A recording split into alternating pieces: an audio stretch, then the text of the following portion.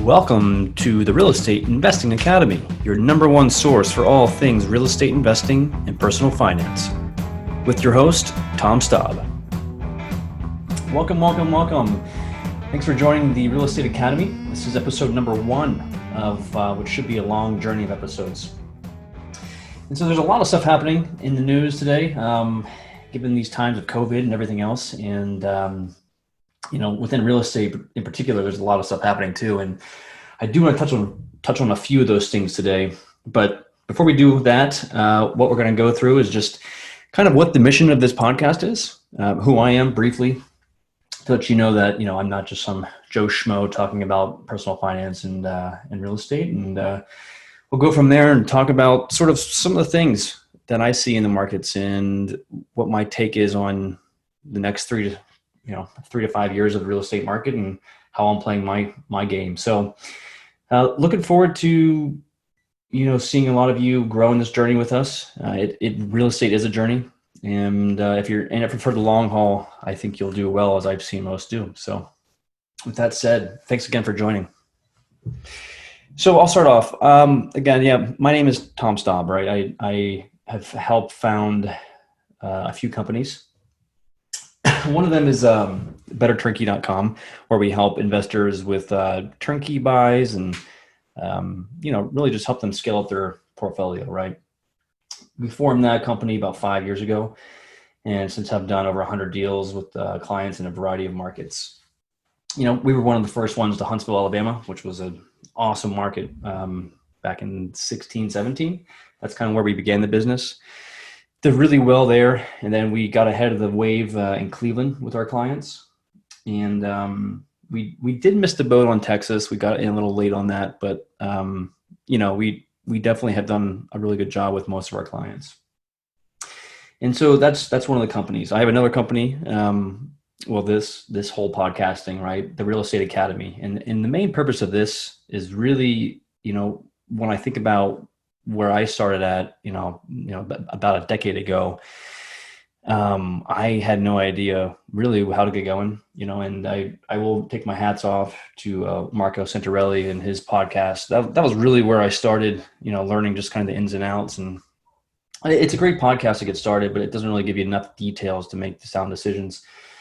And so I had to go above and beyond and research a lot more and learn. And I realized that if someone just created a podcast or a book or something to get people started, it would be a huge help. And that really is what this is. This is a way for you all to learn the strategies that I personally am using, that my savviest investors are using, and those that have done pretty well in personal finance and real estate are using. And so that's what this is. This is a free podcast for you all to learn those topics, follow these topics. They're going to range from real estate to, general stock market strategy, not anything in detail. Tax strategy, asset protection, you name it, it's going to be on this podcast. And, so there's the Better Turnkey company. Before that, I spent a lot of my time in tech, making most of my money. That's where I was able to grow my career, my wealth, and then to parlay that into investments.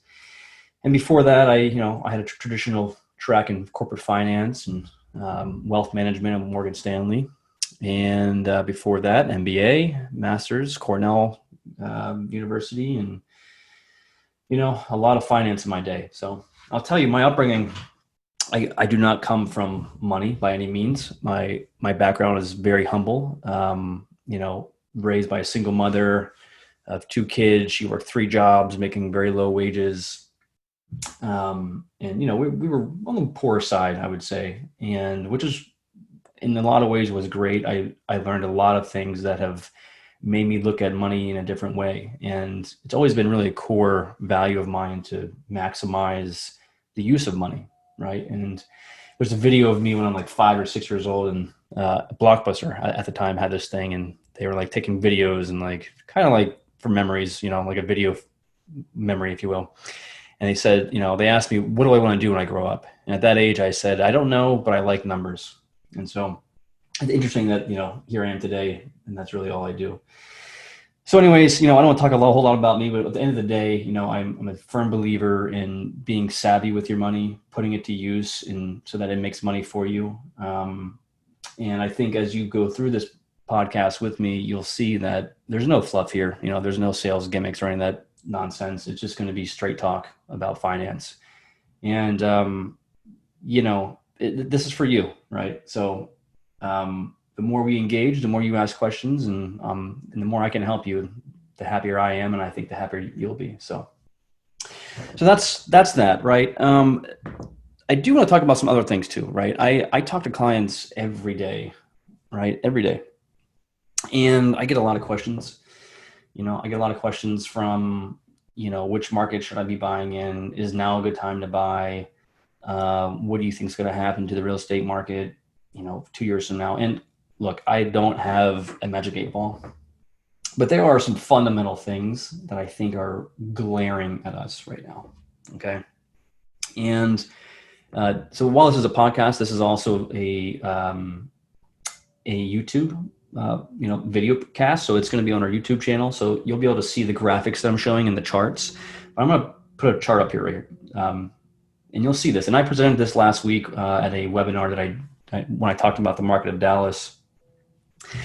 And again, in that webinar, about 40 people, they asked me, is now a good time to buy? And it's like, well, one, it depends where you're buying. Two, it depends what you're buying.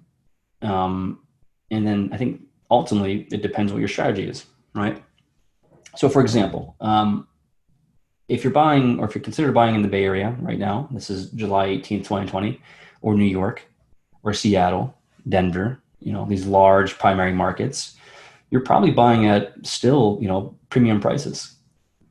And I think when you look at the migration statistics on population, where people are moving to, or they're not moving to, they're not moving to those expensive cities. There was a survey done about 2 weeks ago where to CFOs, and it asked them, pre-COVID, it asked them the same question. Are you considering remote work as a long-term solution to your company? Pre-COVID, 11% said it was a strategy in their future. Okay. During COVID, that number jumped to 54%. So there is a large onslaught of remote and digital workspaces happening in the next 12 to 24 months. You couple that with the fact that people aren't even able to put their kids in schools. So, if you think about it, if there were ever a time to move out of your current situation, now's the time. And so people are looking at California, I think, and saying, hey, look, I'm paying 10, 11, 12, 13% on my income taxes to the state. My kids aren't even going to school. I'm living in a large $1 million home. A small $1 million home. And we don't really have access to the cafes or to the restaurants or to the things that we would be paying for. And so what's happening? Well, I think you're seeing people say, enough, I'm going to leave. I'm leaving these areas and I'm going to go to a more affordable, better weather state. And I think that's happening from Chicago. They're seeing that from Michigan. You're seeing that from LA. You're seeing that from San Francisco. You're seeing that from New York. And so I think what's happening is the exodus is happening and people are moving, and you need to be tracking where people are moving to. And what's nice is that the formula that is predictable time and time again is not really changing. There's a guy named Neil Bawa that I follow as well. And, we talk about similar things. I think I'm more personal finance. He's more multifamily focused, but we use the same dynamics in terms of measuring a market, right? Things such as population growth. What's happening to the population? Are people who are moving into the cities, are they, high earners? Are the jobs moving? Are companies moving? All these things, right? And so I know this is a long-winded answer to the question of, is now a good time to buy, but I think it depends on where is what I'm getting at. So if I'm a buyer, I'm not buying in San Francisco, or if I am buying in New York, I'm buying already distressed assets. But if you are looking at the markets where people are moving to, there's a lot of good opportunity right now. And I say that in that it depends on what you're buying as well, right? So there's the where, there's the what. And if you're buying, I think, multifamily right now or commercial, unless you're getting at distressed values, you're probably at the wrong time, right? And that's just my opinion. I think commercial is still going to have a huge, crash here. And I'll tell you, I have a friend who manages a large fund for some Japanese investors in like around a $30 million range of capital. And they're ponying up for a major commercial crash, as well as a crash in single family home owners. But those that are investors in them. So they're seeing commercial for sure is going to crash, but they're saying if there's going to be foreclosures in the single family market, it's going to be really in two categories. It's going to be in the C, D class, where the people who had service jobs no longer do, and then it's going to be for the A class markets like San Francisco, Seattle, and whatnot, and these mom and pop investors that have 3 or 4 properties that can't get their rent because of the laws. So, again, I go back to what you're buying. If you're buying a multifamily, I think you're probably going to be seeing your cap rates 5 to 7, maybe 8% at best. Single family homes though, under $250,000 in value, bullish, 100% bullish. I think you're going to see appreciation rates, no less than 4%, but as much as maybe 9-10% for years to come in the single family market. And I go back to the graph I showed earlier, and I'll show again here.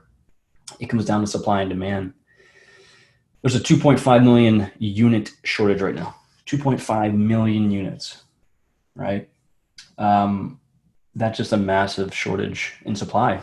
And developers right now are still underdeveloping by about 500,000 a year. And now post-COVID, they're looking at, chopping that current development rate by another 25 to 30%. So you're going to see shortage gaps of 500,000 to 750,000 units per year.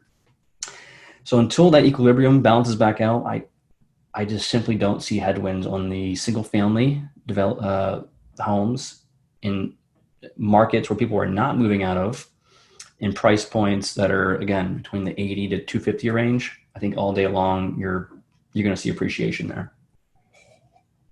And so again, that's the where, that's the what.